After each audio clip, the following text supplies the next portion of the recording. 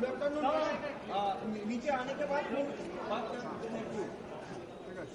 दूसरी बात, बंगाल के जो सवाल है उसमें एक सवाल सिंगूर का है, किस प्रकार से सिंगूर की जमीन वापस मिलेगी लोगों को, वो उनको भी चिंता है, पर मामला कोर्ट में खड़ा है। अब टाटा ने भी एक उदारता दिखानी चाहिए थी और लोगों को जमीन वापस देना मंजूर करना चाहिए था।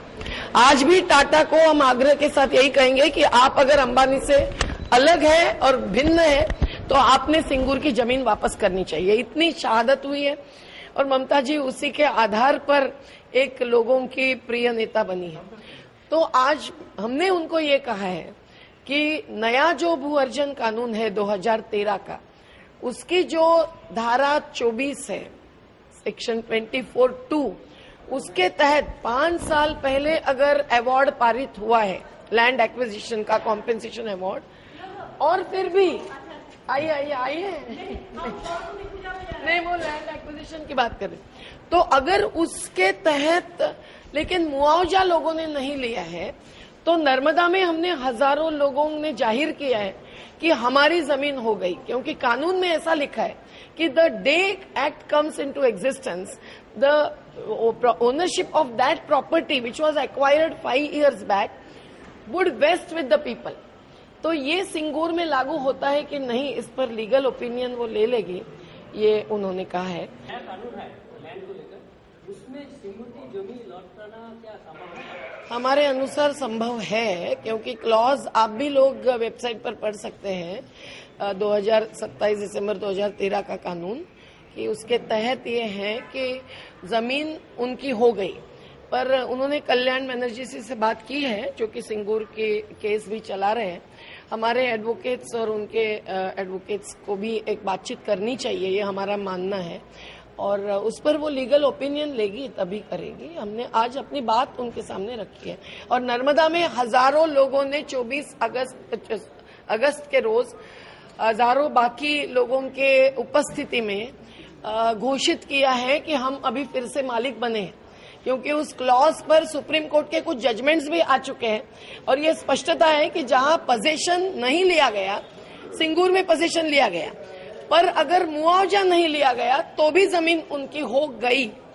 जिस दिन कानून आया उसी दिन automatically the property that was acquired 5 years or more years back before the act came into existence, that vests with the ownership of the originally owning families. तो इस आधार पर सिंगूर का हो सकता है। ममता जी ने इनिशिएटिव लिया तो वे बहुत बात आगे बढ़ेगी, ऐसा हमको लगता है। नर्मदा आंदोलन ने तो लिया ही है।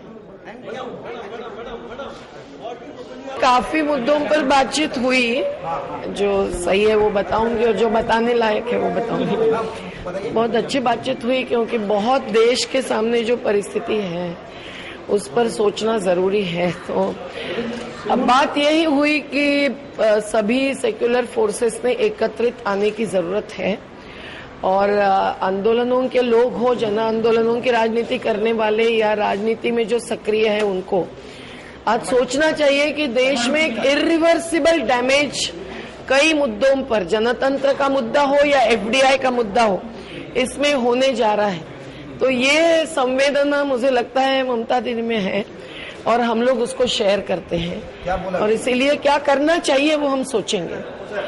हमने जो मुद्दे उठाए उसमें फिश वर्कर्स का मुद्दा भी है, जो साउथ 24 परगना सुंदरबन के किनारे रहने वाले का, और उन्होंने कहा है अमिताभ मित्र जी मध्यस्थ बनेंगे और डीएम साउथ परगना 24 परगना शंतनु दास से बात करेंगे, और वो तो फिश वर्कर्स के पक्ष में है, ये उनका कहना है, और उनके लिए बहुत कुछ उन्होंने सहूलियतें भी मंजूर की हैं, घर जैसे और बाकी चीजें। तीसरी बात है कि यहाँ के पूरे अर्बन ट्रांसपोर्ट की, जिसमें एक बाजू साइकिलिस्ट चिल्ला रहे हैं कि उनको नौकरी, जो उनका छोटा सा जीवन आधार है, वो नहीं करने दिया जा रहा है, जबकि साइकिलिंग को बंदी की है कई सारे रोड्स पर। अब वो एकदम नीचे के पुलिस विभाग तो नहीं कर सकता, सरकार की पॉलिसी स्पष्ट होनी चाहिए। और वैसे ही आज ट्रांसपोर्ट के मोटराइज्ड व्हीकल्स को भी जो पर्यावरण प्रदूषण के कारण हटाया जाता है, उसमें अमिताभ मित्र जैसे सभी उनके पदाधिकारी आज एकत्रित हैं और बड़ी संख्या में वो आज एकत्रित आए हैं कलकत्ता में, शायद अभी लौट भी गए होंगे। तो उनकी तरफ से अमिताभ मित्तल जी ने बात रखी और ममता जी ने ये मंजूर किया कि ऐसे जो ट्रांसपोर्ट पॉलिसी एक्सपर्ट्स हैं उनके साथ जुड़कर इसका पूरा एक रिव्यू करना उनको मंजूर है। हमने ये भी बात रखी है कि बंगाल में जो स्कूल सर्विस कमीशन के लेकर लोग बैठे हैं उनकी बात पर इंक्वायरी होनी चाहिए। उनका मानना अलग है उसके बारे में, और जो हमें उन एजिटेशनिस्ट ने बताया है, जो युवा बैठे हैं उन्होंने, तो उस पर अभी हम लोग पार्थ चैटर्जी से बात करेंगे कि उनका क्या संवाद हुआ, क्योंकि मेरा भी उतना इसका अभ्यास नहीं है। हमने इतना ही कहा कि उसकी इंक्वायरी हो जाए, अगर सही नहीं है तो नहीं, अगर सही है क्या तो बोला इसका? नहीं। उनका कहना है कि बातचीत बहुत बार हो चुकी है, अब हाईकोर्ट में मैटर है तो इसीलिए हाईकोर्ट में ही होना चाहिए।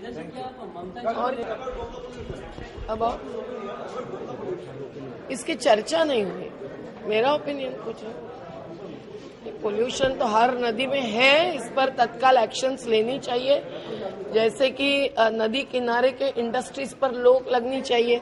अब हल्दिया जैसे केमिकल हब्स जब बनते हैं, जो बने हैं, और लक्ष्मण शेठ जी जैसे भी वहाँ बैठे हैं, तो इस पर सभी ने मिलकर विचार करना ही चाहिए, आज नहीं तो कल।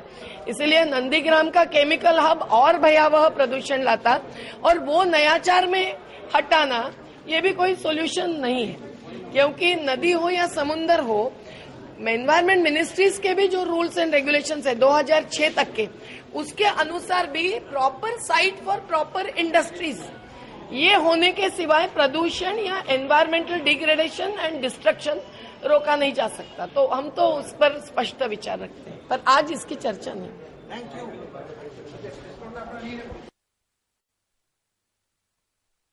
उन्होंने कहा कि वो हमने बात रखी है, क्योंकि कल सुजातो भद्र जी ने, जिनको ममता जी ने कमेटी में लिया है, तो वो भी गए थे मिलने के लिए। तो उनका ये कहना था कि अंदर मिलने के बाद फिर उन इनमेट्स को हैरेस करते हैं। लेकिन इस मुद्दे पर ममता जी का कहना है कि मैं उसको देखूंगी।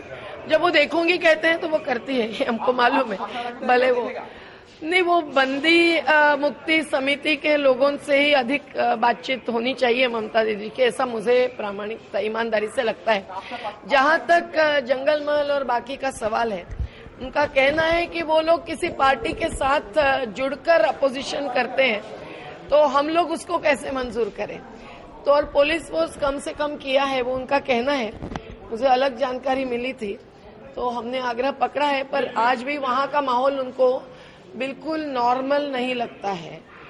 अब हर चीज एकदम करवाना मेरे लिए भी संभव नहीं है, लेकिन हम मानते हैं कि कम से कम वहाँ जो बुनियादी जरूरतें हैं, वो राशनिंग हो या ये हो, ये पहुंचाने के साथ साथ निशस्त्र अगर संघर्ष भी करना है तो उस पर उतारना, ये माओइस्ट को भी अपील हमसे बार बार गई है।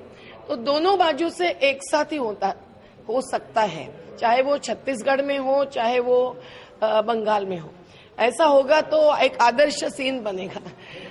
दोनों बाजू से शस्त्र नीचे एक साथ रखना और डायलॉग शुरू करना।